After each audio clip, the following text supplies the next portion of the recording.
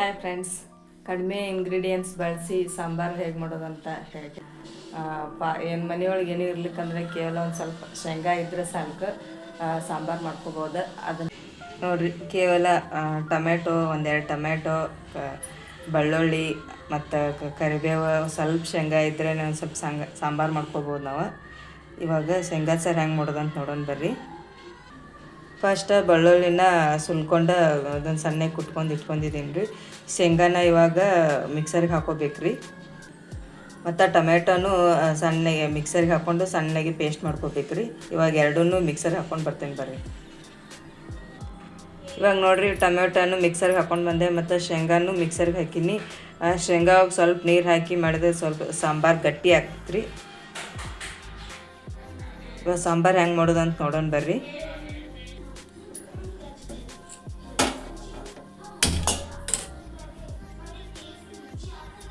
ಒಂದು ಬೋಗಾನಿ ತೊಗೊಂಡು ಅದು ಬಿಸಿ ಆದಮೇಲೆ ಸ್ವಲ್ಪ ಎಣ್ಣೆ ಹಾಕೋಬೇಕ್ರಿ.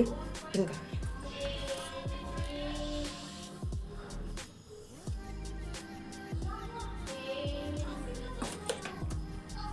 ಇವಾಗ ನೋಡ್ರಿ, ಎಣ್ಣೆ ಬಿಸಿ ಆದಮೇಲೆ ಸಾಸಿವೆ ಹಾಕೋಬೇಕು ಮತ್ತು ಜೀರಿಗೆ ಹಾಕೋಬೇಕು ಮತ್ತು ಇದು ಬೆಳ್ಳುಳ್ಳಿ ಪೇಸ್ಟ್ ಹಾಕೋಬೇಕು.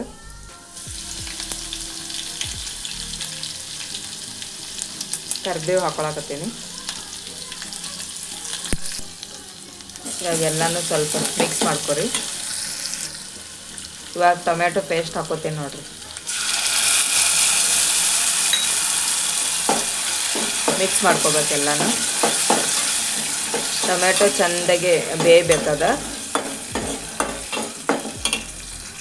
ಇವಾಗ ನೋಡ್ರಿ, ಟೊಮೆಟೊ ಚೆಂದಾಗಿ ಫ್ರೈ ಆಗೈತಿ. ಇವಾಗ ಅರಿಶಿನ ಪುಡಿ ಹಾಕೊಳಕತ್ತೀನಿ.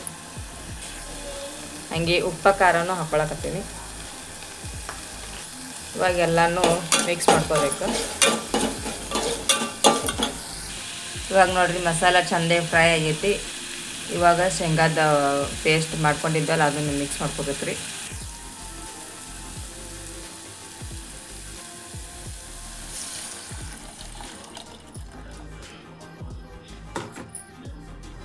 ಇವಾಗ ನಮ್ಗೆ ಸಾಂಬಾರು ಎಷ್ಟು ಬೇಕೋ ಅಷ್ಟು ನೀರು ಹಾಕ್ಕೊಂಡು ಕುದಿಸ್ಕೊಳ್ಳೋದ್ರಿ.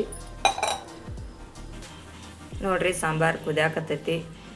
ಇದಕ್ಕೆ ಸ್ವಲ್ಪ ಕೊತ್ತಂಬರಿ ಹಾಕೋಬೇಕು. ನನ್ನ ಹತ್ರ ಕೊತ್ತಂಬರಿ ಇರಲಿಲ್ಲ, ನಾನು ಹಾಕಿಲ್ಲ. ಭಾರಿ ಟೇಸ್ಟ್ ಆಗಿರ್ತೈತಿ. ನೀವು ಒಂದ್ಸಲ ಟ್ರೈ ಮಾಡಿರಿ.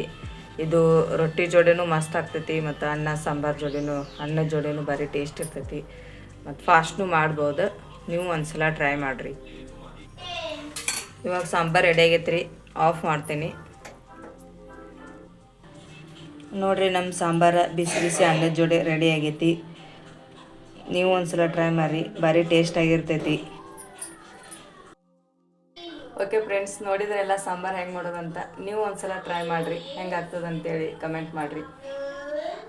Thank you.